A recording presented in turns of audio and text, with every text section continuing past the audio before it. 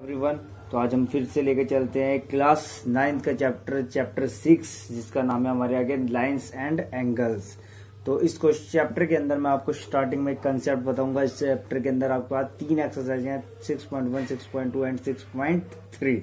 तो एक कंसेप्ट में मैं आपको बताऊंगा और उसी कंसेप्ट के बेस पे आपके पास पूरा जो चैप्टर है वो उसी कंसेप्ट के बेस पे है पूरा। तो पूरा का पूरा आपका वहीं पे कंप्लीट हो जाएगा। करीबन 60 और 75% अप्रोक्स वो खत्म हो जाएगा। स्टार्ट करते हैं। सपोज करिए मेरे पास 2 लाइन्स हैं, L और M मान लेते हैं, और मैं कहता हूं L पैरेलल टू M। ठीक है, 2 लाइन है, दोनों क्या है, एक दूसरे के पैरेलल है। और मैंने कहा ठीक है, ये बात मेरे पास है, और बीच में से एक लाइन कोई भी इसको क्या कर रही है, कट कर कर जा रही है, इसकी ट्रांसवर्स। ठीक है, कट करके जा रही है। तो आपको याद रखना है, जब ऐसी कोई लाइन हो जो 2 लाइन एक दूसरे के पैरेलल हो और एक लाइन कट करके जाए, तो कुछ एंगल इसमें क्या होते हैं, इक्वल होते हैं। कुछ एंगल्स को मैं नेम दे देता हूं, 1, ठीक है, यहाँ पे दे देता हूं मैं 2, इधर देता हूं 3, इधर दे देता हूं 4। ठीक है, और दूसरी तरफ मैं डार्क कलर थोड़ा यूज कर लेता हूं, इधर यूज करते हैं 5, 6, 7 एंड 8। ठीक है, अब आप सोच रहे होंगे एक ही जैसा पर्पल कलर पहले यूज किया, फिर पिंक कलर यूज किया, क्यों है ये एंगल आपस में इक्वल क्यों है? ठीक है, एंगल इक्वल है ये, तभी मैंने एंगल यूज करा है। Angle 1 equal to angle 2 equal to angle 3 equal to angle 4। ये कंसेप्ट देख लीजिए, क्यों ये एंगल आपस में इक्वल है। ठीक है, क्यों इक्वल है?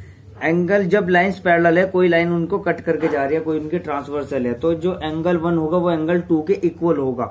जब भी आपका एक्स जैसा बनेगा तो अपोजिट एंगल क्या होते हैं, यहाँ पे इक्वल होते हैं। तो सिंपल सी बात है, इधर वाला ये वाला एंगल भी पूरा का पूरा इधर वाले पूरे एंगल के इक्वल होगा। ठीक है, तो ये यहाँ पे एंगल की प्रॉपर्टी लगती है, एंगल 1 इक्वल टू एंगल 2, यहाँ पे लगती है आपकी वर्टिकली अपोजिट एंगल।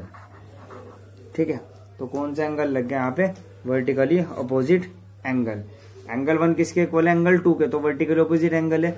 अब आप कहोगे ऐसे ही 3 किसके इक्वल होगा, 4 के, वर्टिकली अपोजिट होगा। बिल्कुल सही बात है। तो यहाँ से आपको कंसेप्ट पता लगा, एंगल 1 किसके इक्वल है, एंगल 2 के, और एंगल 3 किसके इक्वल है, एंगल 4 के। दोनों किसके रीजन की वजह से है, वर्टिकली अपोजिट एंगल की वजह से है। ठीक है, चलिए इसी तरीके से आपके पास सेम इसी तरीके से एंगल 5 इक्वल टू एंगल 6 होगा और एंगल 7 इक्वल टू एंगल 8 होगा। वर्टिकली ऑपोजिट की वजह से होगा या नहीं, बिल्कुल होगा। चलिए, अब आपने कहा एंगल 2 एंगल 3 के कैसे इक्वल आ रहा है, एंगल 2 और एंगल 3 के कैसे इक्वल आ रहा है? जब कोई लाइन कट करके जाए बीच में, जब 2 लाइन पैरेलल हो और एक लाइन बीच में कट करके जाए, तो अंदर वाले ऐसे वाले एंगल जो एक लाइन के इधर हो और एक लाइन के इधर हो, जैसे ये है 2 एक लाइन के इधर है और 3 लाइन के उधर है, ऐसे एंगल जो एक लाइन के इधर हो और जो लाइन के उधर हो, ऐसे एंगल कौन से एंगल होते हैं, ऑल्टरनेट इंटीरियर एंगल। ठीक है, क्योंकि लाइंस के अंदर है, तो 2 किसके इक्वल होगा, 3 के होगा। एक लाइन के इधर होगा और एक लाइन के इधर होगा, तो एंगल 2 एंगल 3 के इक्वल है ऑल्टरनेट इंटीरियर एंगल के। बताओ समझ में आ रही है नहीं बात? चलिए, अब आप कहोगे ऐसे ही 1 और 4 भी आपस में इक्वल होंगे, क्यों होंगे, ऑल्टरनेट एक्सटीरियर। अभी बिल्कुल आपने कहा कि ऐसे एंगल जो 2 लाइन पैरेलल, बीच में से एक लाइन कट करके जाई और एक एंगल इधर हो, एक एंगल इधर हो। ठीक है, लेकिन होने क्या चाहिए, या तो अंदर होने चाहिए दोनों, या फिर दोनों बाहर होने चाहिए, या तो दोनों पैरेलल लाइन के इनसाइड होने चाहिए या फिर आउटसाइड होने चाहिए। तो दोनों के दोनों 1 और 4 आपस में क्या है, आउटसाइड है, बाहर है। तो 1 किसके इक्वल होगा, 4 के इक्वल होगा, तो एंगल 1 4 के इक्वल होगा। किसकी वजह से, ऑल्टरनेट एक्सटीरियर एंगल की वजह से। ठीक है, एक बार और देखते हैं इसी कंसेप्ट को। 2 lines are parallel, 1 line is a transversal, and आपके पास क्या है, सबसे पहले एंगल 1 किसके इक्वल आया, एंगल 2 के, वर्टिकली अपोजिट एंगल 2 किसके इक्वल आया, 3 के, क्यों आया, ऑल्टरनेट इंटीरियर। चलिए, 3 किसके इक्वल आया, 4 के, वर्टिकली अपोजिट, 2 3 के इक्वल ऑल्टरनेट इंटीरियर, 3 4 के इक्वल वर्टिकली अपोजिट, 1 4 के इक्वल ऑल्टरनेट एक्सटीरियर, बाहर की तरफ। चलिए, अब आपने कहा ठीक है 1 4 के इक्वल भी हो गया, तो इसी तरीके से जब आपके चारों एंगल इक्वल हो रहे हैं तो 2 भी तो 4 के इक्वल आ रहा है। 1 का कंसेप्ट देखो, 1 2 के इक्वल वर्टिकली ऑपोजिट, ठीक है। 1 4 के इक्वल ऑल्टरनेट एक्सटीरियर। 1 भी तो 3 के इक्वल आएगा, यहाँ पे लिखा होता है 1 भी 3 के इक्वल है, तो 1 3 के इक्वल है। 1 एंगल किसके इक्वल है? 3 के। यह है कोरस्पॉन्डिंग एंगल, कोरस्पॉन्डेंस। क्या है इसकी आपको आइडेंटिटी क्या है कि दो लाइंस जब पैरेलल होंगे कोई ट्रांसवर्सल होगा, ये भी ऊपर की तरफ होगा एंगल लाइन के, और ये भी क्या होगा? ऊपर की तरफ। या तो दोनों ऊपर की तरफ हो या फिर दोनों नीचे की तरफ हो। जैसे 2 4 के इक्वल है, देखो ये भी लाइन के नीचे है एंगल और ये भी लाइन के नीचे है एंगल। ऐसे नहीं होगा कि आप कहोगे ये वाला एंगल इस वाले एंगल के इक्वल होगा, ये बात क्या होगी? बिल्कुल रॉन्ग होगी, क्योंकि ये वाला लाइन के नीचे एंगल और ये वाला लाइन के ऊपर है। अगर नीचे ही होता तो ये बात इसके इक्वल होती।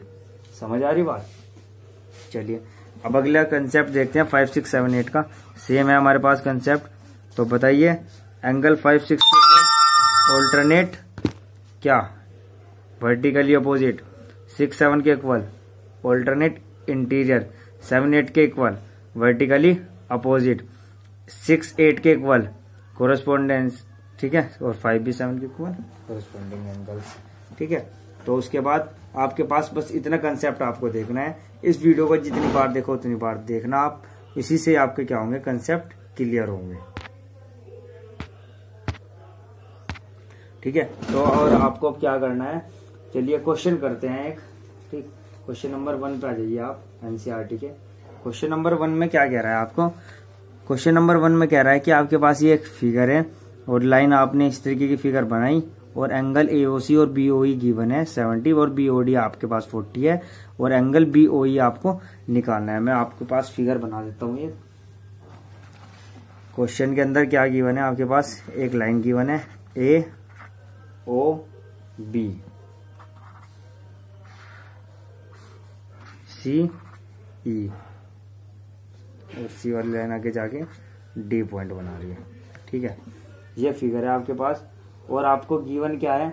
आपको गिवन है angle AOC plus angle BOE equal to 70, angle BOD equal to 40, angle BOE आपको निकालना है और साथ ही साथ आपको क्या निकालना है?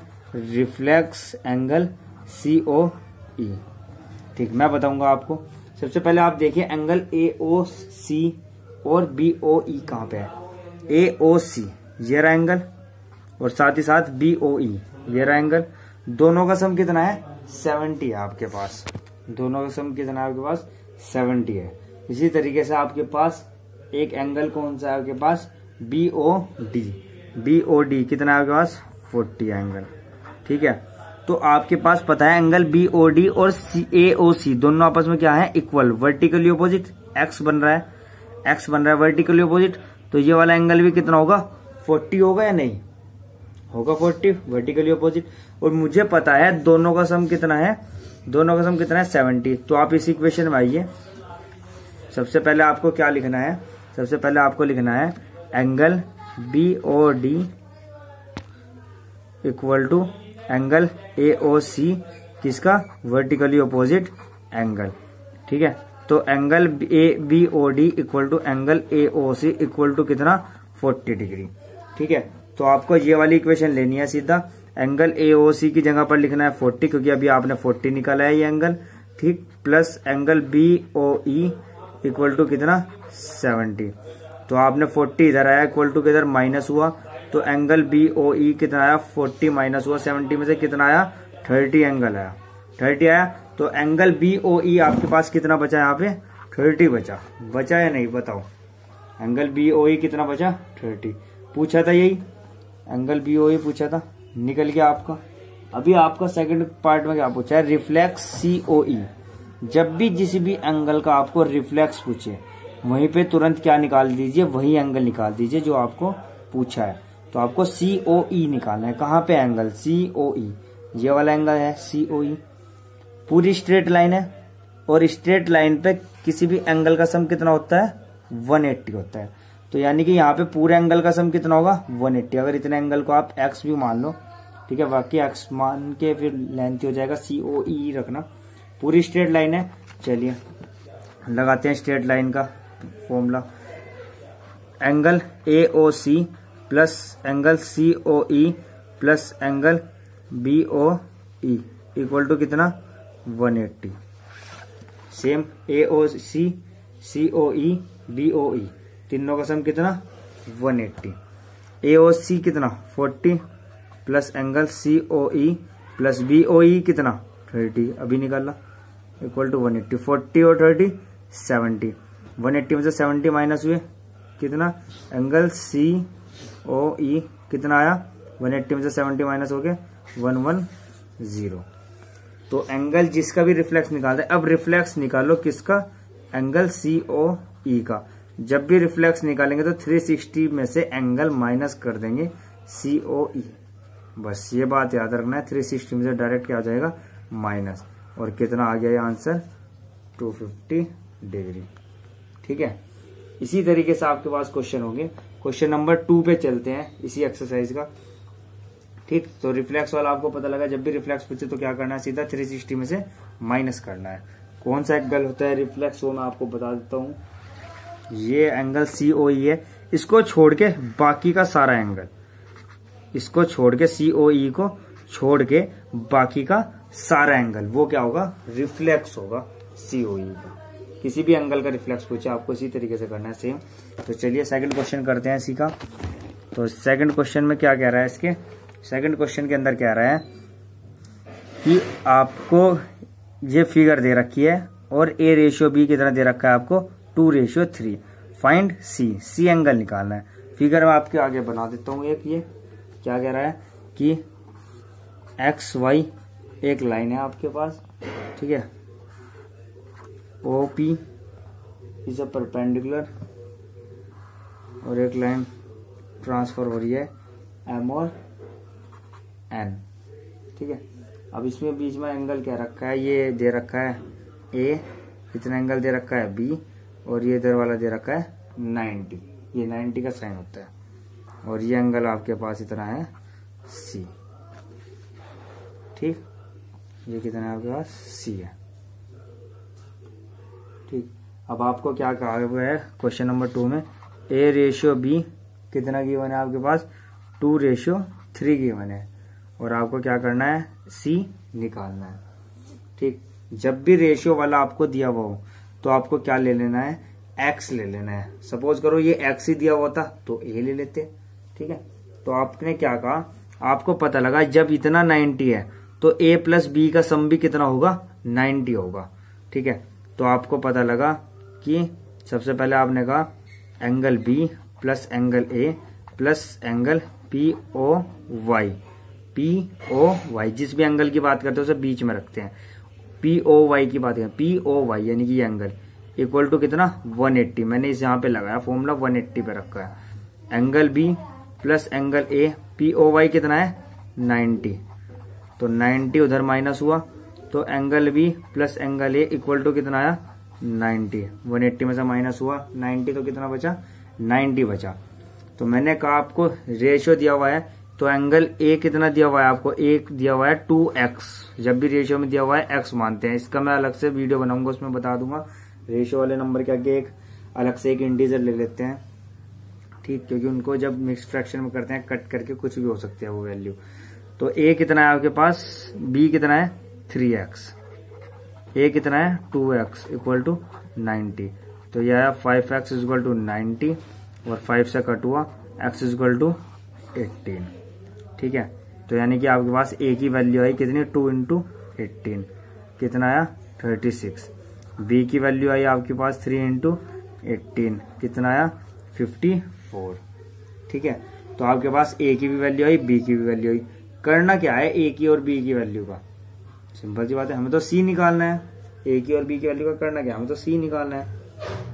C निकालने का आपके पास काफी तरीके हैं। या तो आप यहाँ पे सीधा स्ट्रेट लाइन का फॉर्मूला लगा दीजिए तो B plus C equal to कितना आ जाएगा 180।